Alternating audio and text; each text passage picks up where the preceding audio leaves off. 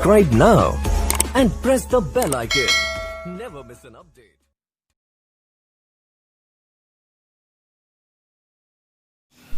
Hello दोस्तों, स्वागत है आप सबका स्टॉक रिसर्च यूट्यूब चैनल में।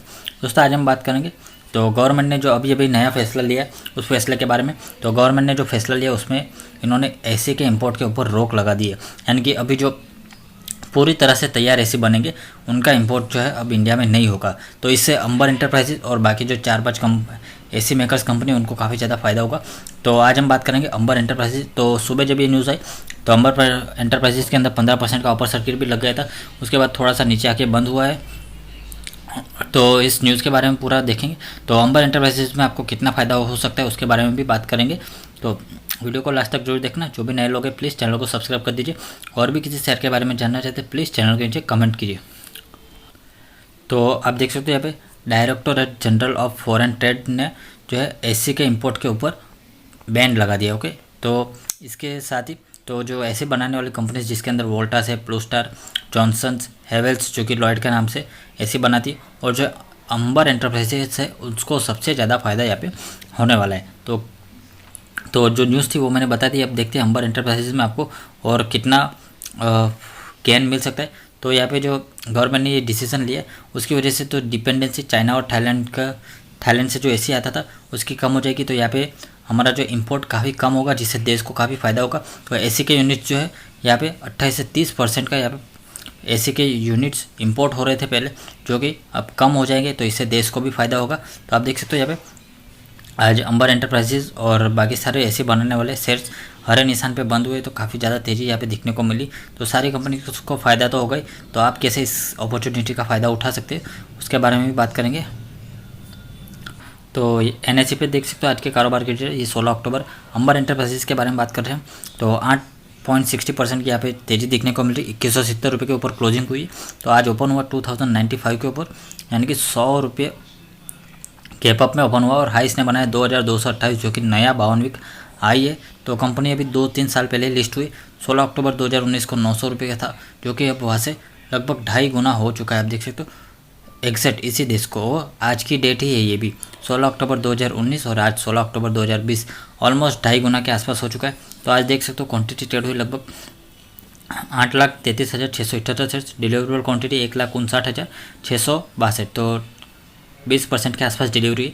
तो यहाँ पे आपको डिलीवरी और ट्रेडिंग के नंबर कम दिख रहे होंगे, क्योंकि शेयर कंपनी के टोटल शेयर से 3.32 करोड़, जिसमें से थोड़ी बहुत ही यहाँ पे ट्रेडिंग होती है, क्योंकि मार्केट में इतने सारे शेयर्स अवेलेबल नहीं है।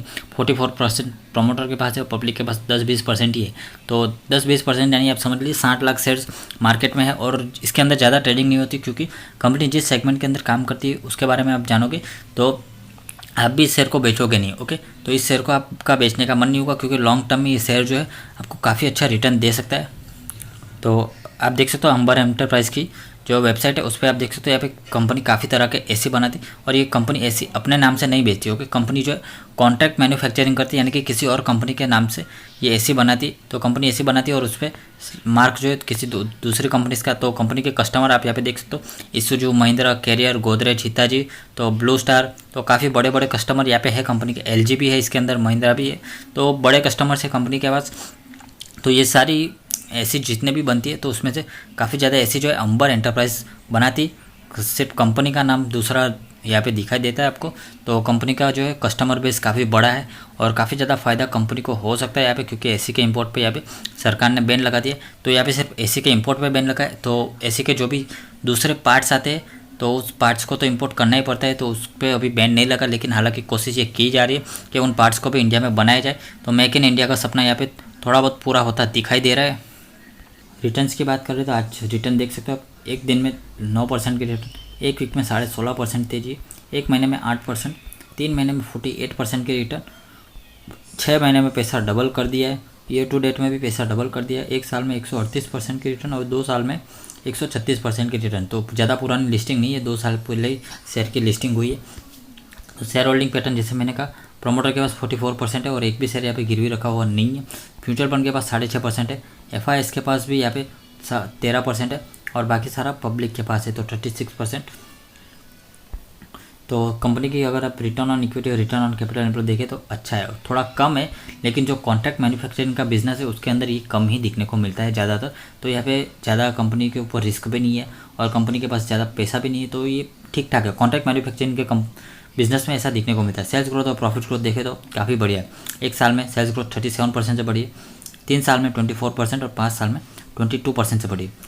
एक साल में प्रॉफिट ग्रोथ देखें 27% है, 3 साल में 70% और 5 साल में 37%। और प्रॉफिट ग्रोथ भी यहाँ पे काफ़ी ज़बरदस्त दिखाई दे रही है। तो अगर पिछले 5 साल का अगर आप देखें रिजल्ट, तो 2016 में इनकी नेट सेल्स 978 करोड़ थी, जो कि 2020 आते आते 3 गुना हो गई, हो कि 3000 करोड़ हो गई। काफ़ी तेज़ी से कंपनी ग्रो कर रही है। नॉट नेट प्रॉफिट देखे 17 करोड़ था 2016 में, जो आप देखे तो 117 करोड़, यानी कि 6-7 गुना इनको नेट प्रॉफिट बढ़ गया है। तो पिछले 5 सालों में ग्रोथ जो है काफ़ी बढ़िया तरीके से हुई है, आगे भी ऐसी ग्रोथ होती रहेगी। तो और कुछ बेसिक डिटेल मैं आपको बताना चाहूँगा। तो मार्केट कैप है 7345 करोड़, यानी कि एक स्मॉल कैप है, और पी वैल्यूएशन 145। तो पी वैल्यूएशन अभी काफ़ी ज़्यादा एक्सपेंसिव दिख रहा है, लेकिन अगर आप लॉन्ग टर्म के लिए आप इसको देखें तो पी वैल्यूएशन कहीं ना कहीं इसके आसपास रहना बनता है, क्योंकि कंपनी जिस सेगमेंट के अंदर काम करती है उस सेगमेंट में मार्केट लीडर है और दूसरी कोई कंपनी इसके टक्कर में नहीं है एसी बनाने के लिए। तो नंबर ऑफ शेयर्स 3.37 करोड़ है, ज़्यादा शेयर मार्केट में अवेलेबल नहीं है। फेस वैल्यू है 10 रुपये और अर्निंग पर शेयर भी 15 रुपये, जो कि काफ़ी बढ़िया है। डेप्ट है 300 करोड़ का, जो कि कोई बड़ी बात नहीं है। कंपनी के हाथ में जब बड़े ऑर्डर आएंगे तो ये डेप्ट भी रिड्यूस कर देंगी, और जब अर्निंग पर शेयर बढ़ेगा तो पी वैल्यूएशन भी यहाँ पे कम हो जाएगा। चार्ट पे मैं आ गया हूँ, तो आप देख सकते हो आज इसने हाई बनाया है 2226 का, ये एनएससी का भाव है। तो 52 वीक हाई भी बना दिया है इसने, और ये ऑल टाइम हाई पे ऊपर है। और अभी आरएसआई का नंबर देखें तो 63, यानी कि काफ़ी ज़्यादा ओवरबॉट जोन में भी नहीं है। तो आप इसके अंदर एंट्री ले सकते हो, और आप अभी शॉर्ट टर्म में भी पैसा कमा सकते हो और लॉन्ग टर्म के लिए इन्वेस्टमेंट करते हो तो बहुत ही वेरी गुड शेयर है आपको। तो और आपका पोर्टफोलियो भी डाइवर्सिफाइड हो जाएगा।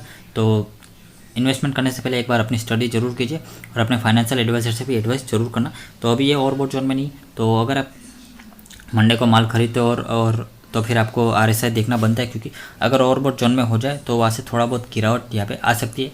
तो ऐसा नहीं है कि कंपनी ने आज सरकार ने आज इंपोर्ट एसी को बंद कर दिया तो कंपनी के पास 2-3 दिन में बहुत सारे ऑर्डर्स आ जाएंगे, ऐसा नहीं है। तो इसको इम्प्लीमेंट करने में 2-3 क्वार्टर लगेंगे।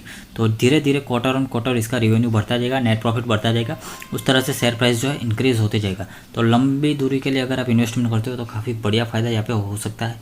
दोस्तों वीडियो पसंद आए तो लाइक कर दीजिए, चैनल पर पहली बार है तो प्लीज़ सब्सक्राइब कर दीजिए।